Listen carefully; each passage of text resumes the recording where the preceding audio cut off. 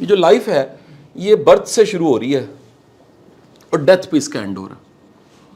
لیکن کیونکہ ہم بلیور ہیں تو ہمارا آفٹر ڈیتھ بھی پورا یقین ہے کہ یہ زندگی جو ہے اس کی ایک بعد زندگی بھی ہے جو ایک نہ ختم ہونے والی زندگی جس میں برزخ ہے اور اس کے بعد اللہ نے حساب لینا ہے اور حساب کے بعد ہم نے جنت میں چلے جانا ہے. ٹھیک ہے جی, یا اللہ نہ کرے جہنم میں چلے جانا. اب یہ جو برتھ سے زندگی شروع ہو رہی ہے یہ اس سے پہلے بھی کسی شکل میں تھی, وہ روح تھی. ہم ادھر آ گئے تو یہاں پر یہ جو پوائنٹ تھا جہاں پر ہم آ گئے, یہاں پہ دو چیزیں اکٹھی ہو گئیں, ایک میس مادہ, دوسرا انرجی. ٹھیک ہے, یعنی ہم باڈی اور روح کا کمبینیشن ہے. جیسے روح نکلتی ہے تو ہماری جو باڈی ہے اس کو میت کہتے ہیں. روح انٹر ہو جاتی ہے جسم میں, اگر روح ہے تو وہ زندہ ہے, وہ وجود ہے باقاعدہ, ایک زندگی اس میں موجود ہے. اب ہوتا یہ ہے کہ یہ یہاں سے یہاں تک چلتے ہوئے جتنا ٹائم ہے, برتھ سے ڈیتھ تک کا ٹائم, وہ ٹائم ہے لائف. کیا بولا؟ از اکول ٹو برتھ سے ڈیتھ تک کے ٹائم کو ہم لائف کہتے ہیں. ڈن جی. اب اس زندگی میں آگے بڑھنے کے لیے اور انسان کو جیسا قرآن کہتا ہے ہم نے مشقت اور کوشش کے لیے پیدا کی, تو ہم بڑی محنتیں کرتے ہیں, یہاں پر ایفرٹ کرتے ہیں. یہ مثال دے رہا ہوں, ایک ٹائم ہے, ایفرٹ کرتے ہیں, اس کا نتیجہ چاہتے ہیں, یہ رزلٹ آ جاتا ہے. پھر ایک ایفرٹ کرتے ہیں, اس کا نتیجہ فوراً آ جاتا ہے. پھر ایک ایفرٹ کرتے ہیں یہاں پر جا کے, فرض کریں میں سمجھا رہا ہوں, تو اس کا نتیجہ تھوڑی دیر بعد آ جاتا ہے. ایسے ہی جی. لیکن بعض اوقات ہم دیکھتے ہیں ہم نے ایفرٹ کی ہے, اس کا نتیجہ نہیں آیا, یعنی ایسے گئی ہے لیکن رزلٹ کوئی نہیں ہے اس کا. میں آپ کو بتانا چاہوں گا کہ جو نتائج ہیں دنیا کی تمام جو ایفرٹس ہیں, ایفرٹس کے 3 نتائج ہیں, اور یہ اگر 3 نتائج کو سمجھ لیا جائے تو پھر آپ کا انرجی لیول بڑا ہائی ہو جاتا ہے. پھر آپ کبھی بھی محنت کرنے سے بھاگتے نہیں ہیں. ایفرٹ کا فوراً ایک نتیجہ ہوتا ہے جی, وہ انسٹنٹ رزلٹ آ جاتا ہے. دوسرا ہوتا ہے آفٹر سم ٹائم, اور تیسرا ہوتا ہے آفٹر لائف یا ڈیتھ. اب پرابلم یہ ہے کہ ہم لوگ انسانی جبلت جو ہے نا, یعنی ہم اگر اپنے آپ کو سمجھیں تو وہ عادت ہمیں پڑی ہوئی ہے جلدی نتیجے کی. یہ اتنی بڑی ہماری عادت جبلت یا فطرت ہے ہماری جلدی نتیجے کی کہ دنیا کے کتنے بزنس اس وجہ سے چل رہے ہیں. لائک دنیا میں اینٹی بایوٹک نام کی کوئی چیز نہیں تھی. یہ جو ہمیں فلو ہوتا ہے, زکام ہوتا ہے, اور ساتھ ہی ہم دوائی کھا کے ٹھیک کرتے ہیں. پیٹ میں درد ہوتا ہے, وہ اگر 2 دن کا فاقہ 1 دن کا فاقہ کریں ویسے ٹھیک ہو سکتا ہے. فلو نے 7 دن بعد وائرل نے خود ہی ٹھیک ہو جانا ہوتا ہے. یہ جو ہم کوئک جلدی سے کوئی دوائی لیتے ہیں ٹھیک کرنے کے لیے, اس کی ریزن وہ فطرت ہے جو کہتی ہے جی جلدی نتیجہ ہے. ہم کسی کلاس میں پڑھے ہوتے ہیں, ہم کہتے ہیں جی جلدی سے ہم بڑے ہو کے کالج چلے جائیں, کالج جلدی سے یونیورسٹی چلے جائیں, جاب مل جائے, شادی ہو جائے, بچے ہو جائیں. ہم بوڑھے ہو جاتے ہیں, لیکن یہ انسٹنٹ رزلٹ کی عادت فطرت ہماری ختم.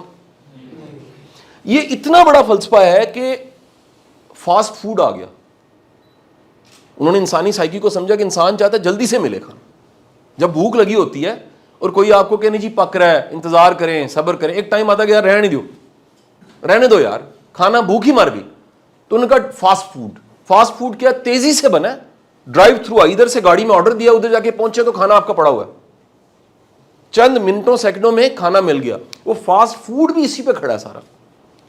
ہر وہ چیز جو جلدی سے نتیجہ دے رہی ہے وہ انسٹنٹ رزلٹ کی وجہ سے. یہاں سے جانا تھا آپ نے مکہ مدینہ عمرہ حج کرنے کے لیے, پیدل جاتے تھے آپ, کشتیوں پہ پھر جانے لگ پڑے, سواریوں پہ جانے لگ پڑے, لیکن آج 5 گھنٹے کی فلائٹ کے بعد اب مکہ مدینہ ہوتے ہیں انسٹنٹ. ابھی ٹکٹ لیا, بیٹھے ہیں اور یہ پہنچ گئے. ہر چیز میں انسان نے سپیڈ ایڈ کر دی. اس جلدی کی عادت کا سب سے بڑا نقصان یہ ہے کہ ایک چیز جو ہونی چاہیے تھی یا سیکھ لینی چاہیے تھی وہ انسانوں میں پہلے بھی کم تھی اور اس دور میں مزید کم ہو گئی, کیونکہ سپیڈ تیز ہے. اور وہ جو چیز کم ہوئی ہے اس کا نام ہے صبر. صبر کا مطلب ہے کوشش کے بعد انتظار کرنا کہ نتیجہ آنا ہے. اب اگر یہ صبر نہیں ہے تو انسٹنٹ پہ کھڑے ہوں گے. اب ہر چیز انسٹنٹ ہو نہیں سکتی. لائک آپ بیج لگاتے ہیں, پودا بنتا ہے, درخت بنتا ہے, پھر پھل بنتا ہے. انسٹنٹ میں شاید ممکن ہے کہ آپ فارمنگ کریں, خاص طرح کا ایکو سسٹم بنائیں, پودا لگائیں, چند دنوں بعد پھل بن جائے, ذائقہ وہ نہیں ہوگا. فارمی پھل اور اصل پھل میں ذائقے میں فرق ہے. دیسی مرغا وہ تیار ہوتے, اس کو بنتے بنتے بنتے بالغ ہوتے, انکیوبیشن کرتے کرتے آخر کار اسے پکڑنے کے لیے بھی کوئی خان کا بچہ چاہیے.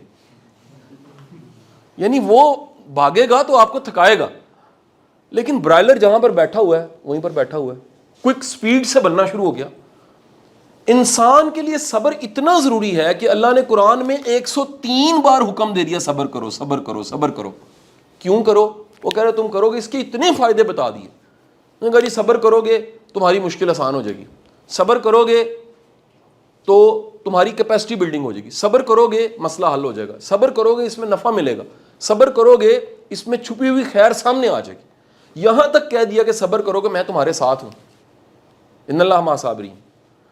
لیکن کیونکہ ہماری فطرت اور جبلت ہے, جو چیز جبلت اور فطرت میں ہوتی ہے اسے کیا کرنا پڑتا ہے, اسے کنٹرول کرنا پڑتا ہے. بات نہیں سمجھ آئی؟ دنیا کی کسی مخلوق کی جو جبلت اور فطرت ہے وہ کنٹرول نہیں کر سکتی. کتا بھونکنے سے باز نہیں آ سکتا, بچھو ڈنگ مارنے سے باز نہیں آ سکتا, سانپ کاٹنے سے باز نہیں آ سکتا, شیر دھاڑنے سے باز نہیں آ سکتا, مرغا بانگ دینے سے باز نہیں آ سکتا. کیوں؟ کوئل کوکو سے باز نہیں آ سکتی. کیوں؟ کیونکہ جو جبلت اور فطرت ہے اس میں وہ قید ہے. ہم نہیں ایسے, ہماری جبلت فطرت میں بے صبرا پن ہے, لیکن ہمیں اللہ نے ایک صلاحیت دی ہے جس کے ذریعے ہم اس بے صبرے پن پہ قابو پا کے صبر کر کے بڑے بڑے نتیجے لے سکتے ہیں. تو کہا جی صبر کا پھل میٹھا ہوتا ہے اور صبر کرنے والوں کو بڑے بڑے نتیجے ملتے ہیں. صبر کا مطلب یہ ہے کہ یہ دو طرح کی جو آپ نے مس کی تھیں نتائج کی شکلیں, ان پہ غور کریں ذرا. کچھ نتیجے کچھ عرصے بعد آنے ہوتے ہیں اور کچھ نتیجے ادھر نہیں آپ کو یہاں ملتے ہیں. حدیث کا مفہوم ہے, اللہ کے رسول صلی اللہ علیہ وسلم فرماتے ہیں اللہ کی بارگاہ میں ایسے لوگ پیش ہوں گے جن کی دعائیں قبول نہیں ہوئی, یعنی کچھ خواہش تھی, کوشش کی, دعا بھی کی, قبول نہیں ہوئی, تو ان کو اجر ملے گا اس کا. وہ اجر کے آفٹر ڈیتھ کہیں جا کے مل رہا ہے. وہ کہیں کہ کاش ہماری ساری دعائیں قبول نہ ہوتی اگر اتنا اجر ملنا تھا. تو یہ تیسری چیز ہے. اگر یہ تینوں چیزوں کو سامنے رکھا جائے تو پھر پہلا کام کیا ہوگا, وہ بے صبرا پن ختم ہو جائے گا, انسٹنٹ رزلٹ سے آپ باہر آئیں گے.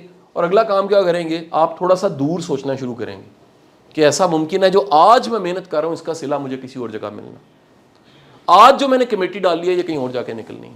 آج جو میں نے کاوش کیا اس کا کہیں نہ کہیں اللہ نے صلہ مجھے اس زندگی میں بھی, بھائی آگے 70 گنا ہے تو یہاں بھی ملتا ہے اور آگے بھی. تو جب یقین ہو جاتا ہے کہ اس نتیجے کے علاوہ بھی 3 شکلیں ہیں, ایک شکل یہ بھی, ایک شکل یہ بھی ہے, 2 شکلیں اور ہیں, تو پھر بندہ محنت کرتا ہی کرتا ہے. جس کو لگتا ہے یار میں نے محنت کی مجھے تو کچھ نہیں ملا, وہ اس فلسفے کا قائل ہے. اور یہ فلسفہ یاد رکھیے گا شیطان کا فلسفہ ہے. جلدی کس میں ہوتی ہے؟ جلدی کے کام شیطان کے. تو جلدی کے کام شیطان کے آج آپ کو سمجھ آیا ہوگا کیوں ہے. کیونکہ جلدی کے کاموں سے تھوڑے چھوٹے کام تو ہو سکتے ہیں, بڑا کام کرنے کے لیے 2 مزید چیزیں دیکھنی پڑتی ہیں کہ کوشش کی ہے نتیجہ کہیں اور نکلے گا, کوشش کی ہے زندگی کے بعد بھی ملے گا. سو میرے بچے آپ ایفرٹ نہ چھوڑو, محنت کرنی نہ چھوڑو. یہ آج کی پنچ لائن ہے, اللہ محنت کو ضائع نہیں کرتا, کسی کی محنت کو ضائع نہیں کرتا. اس کی شکلیں بدل جاتی ہیں. جیسے میں ایک اور مثال آپ کو سمجھاؤں, یہ سمندر کی سطح ہے اور یہ ایک فش ہے جو نیچے تیر رہی ہے, اور یہ سامنے ایسے اس نے جمپ کر کے باہر نکلی ہے, ایسے کر کے ڈولفن باہر نکلی اور دوبارہ اس نے جمپ کر لیا. تو کیا ڈولفن صرف اتنی دیر ہی تھی جتنی دیر باہر تھی, یا اس کے بعد بھی وہ کہیں ہے؟ یعنی نہیں دکھ رہی تب بھی ہے. ایفرٹ کا وہ نتیجہ جو نہیں دکھ رہا وہ بھی ہوتا ہے. ایفرٹ کا وہ نتیجہ جو ابھی نہیں دکھ رہا اس کو کہتے ہیں لیٹنٹ رزلٹ. لیٹنٹ انرجی ہوتی ہے کہ نہیں ہے جی. پریشر کوکر کے اندر کیا جمع ہو جاتی ہے؟ Latent energy. یہ زمین پہ پڑا ہے, اس میں کوئی انرجی نہیں, میں نے اس کو اٹھا کے اوپر کر دیا, اس میں ایک انرجی جمع ہو چکی ہے, پوٹینشل. اب لیٹنٹ ہے, چھوڑوں گا نیچے جائے گی. یاد رکھیے گا آپ کی ایفرٹ کی کئی شکلیں ہیں. اس ایفرٹ کے نتائج میں کچھ فوری نتیجے ہیں, کچھ عرصے بعد ہیں, کچھ زندگی کے بعد ہے. جب کامل یقین ہے تو کچھ چیزیں دکھیں گی, کچھ چیزیں کچھ عرصے بعد پھر دکھیں گی, پھر آخر کار قیامت میں دکھیں گی. تو ہمیں پورا یقین ہونا چاہیے کہ کوشش کو کبھی بھی ہمیں نہیں چھوڑنا. آپ کا بہت بہت شکریہ. Thank you.